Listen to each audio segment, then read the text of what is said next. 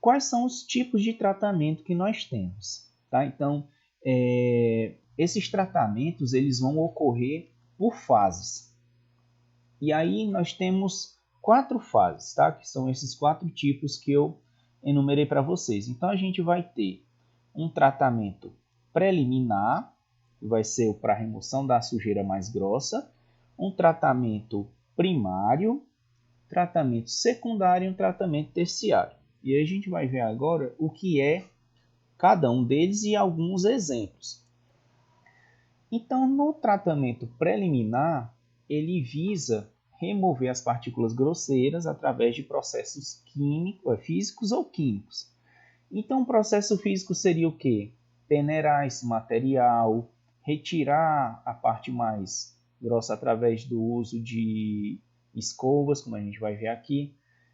E o químico seria o uso de algum reagente que fizesse a remoção desse material que fosse precipitar. Então, dentro dos exemplos que eu trouxe aqui do preliminar, tem esse aqui, ó, que é o homogeneizador ou equalizador de vazão, em que vocês veem aqui uma tubulação em que traz o dejeto bruto. Esse material ele fica retido nesse reservatório, que ele tem uma forma de funil, e que a partir do instante em que ele fica nesse formato, as partículas mais pesadas elas vão descer, ficar mais ao fundo do reservatório e que vai compor essa fração que é chamada de lodo. Então essa fração mais grossa ela é retirada e pode ser utilizado como biofertilizante depois de um tempo de tratamento, e a porção mais líquida pode seguir. Tá? Então, que aí já vai ter retirado parte das impurezas. Aquela parte mais grosseira, aquela parte mais densa vai ser removida e aqui vai ficar uma porção que tem uma alta umidade, né, praticamente líquida, não. Então, bem mais fácil de ser retirado e levado para um segundo momento, que é a lagoa de estabilização. Outra forma também é o uso dessa peneira de escova rotativa. Então, o dejeto passa por esse aparelho e essas escovas elas ficam rodando, passando pelo fundo desse aparelho, e aí toda a fração líquida ela vai escoar e vai seguir para outro local, para uma lagoa de estabilização, e a parte grosseira ela vai sendo removida por essas escovas, acumulada em um outro local. Tem alguns desses aparelhos que tem uma esteira que segue levando esse material sólido para outro local, que aí é onde vai ser utilizado vai ser armazenado para ser utilizado como biofertilizante. O tratamento primário, que no caso do tratamento primário, ele vai trabalhar com a remoção de sólidos em suspensão, através de decantação e filtragem. Então, vamos imaginar, nesse tratamento preliminar, ele já tirou aquela porção bem mais grosseira, e aí o primário ele vai fazer um trabalho parecido com o do preliminar, só que ele vai trabalhar com um material de partícula menor. Então, ele também faz a questão de decantação, né, de retirar aquelas partículas mais densas que vão segmentando no fundo dos reservatórios, e também é feito o uso de filtragem para a retirada desse material mais grosseiro. Então, dentre os exemplos, tem esse aqui, ó, que é o decantador de fluxo ascendente. O material chega, vamos imaginar aquela porção líquida que veio do tratamento preliminar, ele chega nessa estrutura aqui e ele vai acumulando o líquido, e a gente vê que as partículas sólidas elas vão ficando retidas no fundo e a fração líquida ela vai sendo conduzida por essa tubulação. É uma forma de ir retirando alguma partícula mais grosseira que ainda ficou depois daquele tratamento preliminar, e que você vai removendo essa porção líquida cada vez mais limpa, cada vez mais purificada. Chega num ponto, em quem viu o vídeo, que essa água ela fica num grau de limpeza que ela é colocada para o rio sem ser uma fonte de contaminação, sem ser uma fonte de poluição. Então, quer dizer, é um fato bem interessante. Outro sistema é esse fotossedimentador modular. Vocês estão vendo aqui que é uma série de estruturas na forma de funil e que todas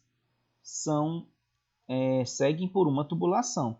Esse tipo de aparelho aqui tem um igual lá no vídeo, que vocês veem assim umas estruturas parecendo uns silos, em que vai recebendo a quantidade, vai recebendo o líquido, a parte grosseira também vai ficando retida aqui no fundo da estrutura, e a parte líquida ela segue, que é a parte mais leve, então ela vai e segue por outra tubulação, que vai para as lagoas de decantação. E já essas estruturas aqui, essa parte mais grosseira, ela vai e segue junto com aquela fração que a gente já chamou de fração lodo. O tratamento secundário, que aí ele trabalha na remoção dos sólidos dissolvidos, aí tanto em meio aeróbio quanto em meio anaeróbio. Aí vocês lembram, né? Aeróbio, porque tem presença de ar.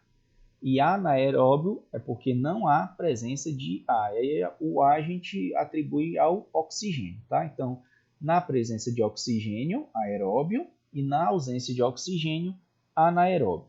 Então, ainda ficam, né, fragmentos, partículas sólidas, né, mesmo depois de passar por esses outros tratamentos, e que aí, depois disso, são alternativas para a gente decompor essas partículas sólidas e a partir delas você ter um material mais dissolvido, vamos dizer assim. Tá? Então, quer dizer, nem sempre você precisa fazer aqueles tratamentos preliminares para trabalhar com esse tratamento secundário. E aí uma forma que é muito incentivada é o uso do biodigestor. Aqui na imagem ele já tem uma tubulação por baixo, aqui tanto uma para alimentar o biodigestor, quanto uma para remover esse material. Então, quando você faz isso, não precisa ficar trabalhando nessa parte aberta, entendeu? Isso aqui pode ficar fechado e você vai trabalhando com a remoção desse material que vai sendo decomposto, que aí seria, vamos dizer assim, um material maduro, se é que você entende, certo? Então Entendi. né? Então fica bem mais fácil de você trabalhar com ele. Ó. Aqui ele é vedado com uma lona, tá? Essa vedação é justamente para esse dejeto não entrar em contato com o solo e aí provocar a poluição do solo. Tem essa estrutura aqui, que é um buraco que você faz seguido por uma tubulação também para você poder abastecer, né, o seu biodigestor. Então, vai colocando as fezes e ela vai seguindo para cá. Aqui, como ele vai estar todo vedado e se for para usar o aproveitamento do gás, você coloca uma lona por cima e veda ela inteira ao redor. O pessoal coloca pissarra, terra para poder evitar ao máximo o vazamento de gás. E nessa lona vai ter uma canaleta que vai servir para a saída do gás. Em alguns locais que não é aproveitado para nada, geralmente o pessoal coloca essa estrutura e volta ela para cima para deixar ela com a chama acesa todo o tempo, para liberando o gás. Ou, né, num caso mais interessante, você aproveita essa tubulação e puxa esse gás ou para abastecer a cozinha ou para um gerador para transformar em energia elétrica. Tá? Então tem essas duas condições. E aqui você retira, né, aquele material que vai sendo decomposto. Então vamos imaginar o esterco curtido, né, que é geralmente assim que a gente chama, o esterco curtido seria o que sai por esse efluente aqui. tá? Então esse é o que seria aproveitado. Outro que é bem utilizado é esse bioreator anaeróbio. Esse daqui ele é mais parecido com aquele exemplo lá da reportagem do Globo Rural, que eu mandei o vídeo para vocês, em que os dejetos eles são colocados e aqui você coloca uma caixa d'água de cabeça para baixo. Então aqui Eu tem, vi. né? Não sei, acho que vocês devem ter visto lá. Então coloca, faz um buraco e aí coloca uma caixa d'água de cabeça para baixo. O material vai sendo acumulado dentro do buraco e a caixa d'água ela serve para reter o gás. Tanto que vocês viram que o pessoal fala que a caixa d'água sobe quando tem muito acúmulo de gás e ela desce quando o gás está baixo. E aí eles até se orientam de saber qual é o momento de eu aumentar o gás ou aumentar a quantidade de esterco que é para ser colocado, né, de dejetos, para serem colocados lá na esterqueira, na esterqueira não, desculpa, lá no biodigestor, e quando está muito cheio, dá para segurar. Então o pessoal diz que só demora no começo, que tem que colocar uma grande quantidade de esterco e uma grande quantidade de água. Para quem não viu o vídeo, a recomendação é para cada quilo de dejeto colocado, 1 E um litro de litro água. d'água. Então, quer dizer, se você coloca 1.000 quilos de dejeto, 1.000 litros de água tem que ser adicionado. Então, por isso é que eles falam, no começo, como você tem que colocar muito material, dá um trabalho, tem que contar com a ajuda dos vizinhos, né, dos amigos, para ir poder ajudar a fazer esse acúmulo. Depois, vai colocando aos poucos só para ir mantendo ela com um abastecimento de gás e vai dando certo. Tá? Então, é outra forma bem interessante. É bem parecido com aquele outro, vai tendo também a saída para o material curtido e tem a saída do gás também aí para a tubulação da casa, como naquele exemplo lá da reportagem. Um dos que são mais comuns e que inclusive para bovino, para caprino, ovino é muito utilizado é a esterqueira. Então é também recomendado para suínos. Como vocês podem observar aqui, aqui é a vista horizontal dela e aqui é a vista de cima. É como se fosse um tanque, tá? Uma piscina onde você vai colocando os dejetos. Tem esse buraco no meio da esterqueira que vai servir para vazão da fração que vai sendo curtida. E vocês veem que tem uma tubulação que passa por baixo da esterqueira e aqui você pode retirar já esse material curtido. O que é um material curtido? Eu acredito que vocês já devam ter ouvido falar desse termo, mas o material curtido seria aquele material que é aproveitado, ou que é o que já está pronto para ser utilizado como adubo. Porque muitas vezes, se você usa diretamente o material, né, no caso do esterco, se você aplica diretamente à planta, pode ser que pode correr, né, no risco de queimar essa planta, até de matar, por conta da presença de bactérias, por conta da presença de nutrientes que não estão prontos para serem assimilados pela planta. Então, a ideia de acumular esse material, de curtir esse material, é justamente porque vai ser o tempo em que esses micro-organismos que podem fazer mal, tanto para nós quanto para as plantas, vai ser eliminado, tá? Por conta da alta temperatura que é feita da fermentação, por conta da falta de contato com outros meios, alguns desses micro-organismos vão sendo eliminados, principalmente os patógenos, que é uma grande vantagem, e também ocorre a mineralização dos nutrientes. Então no caso do ferro, do cálcio, do fósforo, do magnésio, enfim, todos os micro e macro elementos minerais que são absorvidos pelas plantas, eles são melhor disponibilizados depois desse processo. Então, então por isso é que o pessoal faz esse processo de armazenamento desse esterco, onde há essa fase que é chamada de curtir esse material, e aí depois ele pode ser retirado pronto. Qual é o tempo? Geralmente 30 dias? é por aí, 35 até 60 dias aproximadamente. Mas a partir de uns 30 dias você já pode trabalhar com esse material.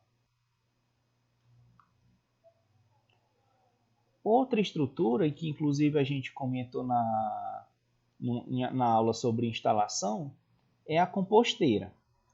A composteira ela vai ter um trabalho diferente desses outros que a gente comentou, porque além do próprio esterco, dos dejetos dos animais, a gente trabalha também com os restos que podem ser produzidos, que são gerados lá na produção. Então, por exemplo, leitões que nasceram mortos ou que nasceram mumificados, algum animal que acabou morrendo lá dentro da fazenda, e que uma das formas de você descartar esse animal, vamos imaginar assim, de uma forma ecologicamente correta, e que isso ainda vai poder se transformar em um material que pode ser utilizado para você como adubo, é através do uso da compostagem. Então aqui você coloca esterco, coloca restos de animais, cobre uma camada dessa de esterco e resto de animal, faz outra camada com palha, com materiais de origem vegetal, pode ser pó de serra, pode ser maravalha, pode ser palha de alguma cultura, faz essa cobertura e coloca água, e esse material vai sendo acumulado em pilhas. E aí, depois de uns 60, 90 dias, essas pilhas, esse material vai ter sido todo decomposto. Então, quer dizer, você imaginar, você cortou a carcaça do animal, colocou aí, e depois de uns 90 dias, o que você vai encontrar lá, e se encontrar, são fragmentos de ossos. Então, quer dizer, ocorre uma decomposição completa desse material. Ele passa por um processo de fermentação também, e vão ter bactérias que vão decompor todo esse material, e aí vai transformar num material rico em nutrientes e de alta disponibilidade também para as plantas. Então é outra alternativa É muito o, interessante a composteira. o nome desse material é o fósforo, é isso? Oi? O O, nome fó- desse material é o fósforo? o fósforo é um deles também. Tá? Então vamos imaginar, o músculo do animal tem muito fósforo. No osso também você encontra uma alta quantidade de cálcio, de fósforo e de magnésio. E aí você imagina que todo esse mineral ele vai ser disponibilizado nesse material. Além do nitrogênio também, que tem uma alta concentração também na musculatura. Então você imagina nitrogênio, cálcio, fósforo, enxofre, magnésio, manganês, que são elementos essenciais para o desenvolvimento das plantas e que você consegue ter uma alta disponibilidade a partir desse produto. Alguns trabalhos que o pessoal da Embrapa daqui de Sobral desenvolveu há um tempo atrás e colocou e mostrou resultados bem interessantes do uso da compostagem para a produção de milho, por exemplo. Então, no caso, ao invés de usar o adubo químico, eles trabalharam com o composto. Aí é claro que nem sempre você vai encontrar um desempenho igual, mas só de você imaginar que foi um produto que foi produzido lá na sua fazenda, que você não precisou gastar e que te dá um retorno melhor do que o adubo orgânico, por exemplo, isso já te estimula bastante a trabalhar nesse sentido. Quer dizer, já é uma redução de custo, que é a questão da aquisição de insumo através de um adubo químico, e que te dá um resultado interessante. É claro que nem sempre vai te dar um resultado igual o adubo químico, mas para pequenas produções é sim uma alternativa bem interessante. Para fechar essa parte dos tratamentos, tem também o terciário. O terciário vai ser para remoção final da matéria orgânica, nitrogênio e fósforo. E aí, para esse tipo de tratamento, tanto os filtros biológicos como o carvão ativado podem ser utilizados. Então, se a gente for imaginar filtro biológico, quem já teve aqueles filtros de barro em casa, aquilo lá é um tipo de filtro biológico, que ele é feito a partir de um material, só que ali no caso é cerâmica que é utilizado, ou argila, e que essa argila com essa cerâmica, às vezes tem alguns que utilizam areia, vai filtrando aquela água para remover as impurezas. Então, no caso, essa matéria orgânica é aquelas impurezas bem finas, bem pequenas, que muitas vezes, já através da remoção mecânica, como a própria peneira, já não é mais capaz de remover. O nitrogênio e o fósforo também vão estar disponíveis nessa água e que, se ela for descartada nos mananciais, pode ocorrer em poluição. Tá? Então, o excesso de nitrogênio pode estimular o excesso da cultura de algas e que para os rios não é algo recomendável. Dentro do sistema, a gente vai ver do sistema biointegrado, ou do biossistema integrado, que a partir desse material terciário, essa água ela é utilizada para estímulo da produção de algas, e essas algas vão vir para essa próxima fase, que é o cultivo de peixes. Mas aqui falando do filtro biológico, como vocês podem ver, ele é aqui onde ocorre a entrada, e aí vamos imaginar que está entrando líquido, não é mais dejeto, tá? Seria aquele líquido que veio ou da fase do tratamento preliminar ou do tratamento primário, e ele passa por esses filtros que são feitos de camadas de materiais. E aí essas camadas podem ser areia, brita, argila, tá? E que são utilizados para ir removendo as impurezas. Tem alguns que podem ser utilizados até carvão, também carvão ativado, que aí o carvão ativado ele é interessante porque ajuda até na eliminação de micro-organismos patógenos que ainda podem estar presentes nessa água. E aí essa água que sai, ela já sai pronta para ser aproveitada nos mananciais. Então essa água ela já sai uma água tratada. Água potável? Não diria, tá? Então até no vídeo vocês viram que a pesquisadora, em instante algum, ela recomenda que pode ser utilizada para consumo, mas ela pode ser utilizada numa irrigação sem causar prejuízos à planta, pode ser colocada em rios, em reservatórios de água, e essa água ela está despoluída, né? Vamos entender assim. Então ela vai estar com a baixa taxa de nitrogênio, com a baixa taxa de fósforo, que são elementos que poluem muito o solo. É claro que na nossa condição, em que a maior parte dos nossos solos são pobres em nitrogênio e fósforo, o pessoal nem ligava tanto antigamente, justamente por isso, porque dizia assim, não, é bom que está até adubando, mas agora já está vendo que é preocupante, porque não tem um controle dessa quantidade, e aí o risco de contaminação do solo e da água é muito alto. Então, foi feito um levantamento em alguns locais, lá na região sul, onde tem uma alta concentração de criatórios de suínos, né? Vamos imaginar Santa Catarina, que é um dos grandes dos estados de maior produção e que é um estado pequeno e que tem uma população de suíno muito grande.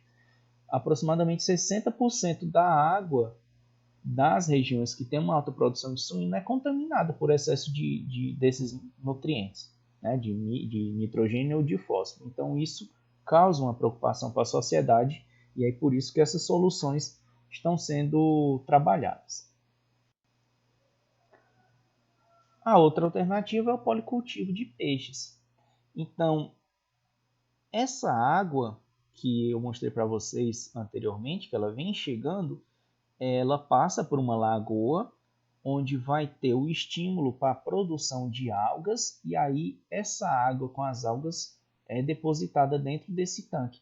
E aí vocês estão vendo que o nome é policultivo. Por que esse nome? É porque são criados diferentes tipos de peixes, são várias espécies recomendadas. Tá? Então, dentre as principais espécies algumas carpas e a tilápia. São, são das principais espécies recomendadas para ser trabalhadas, mas não é só uma espécie, são várias espécies que entram nesse tipo de sistema.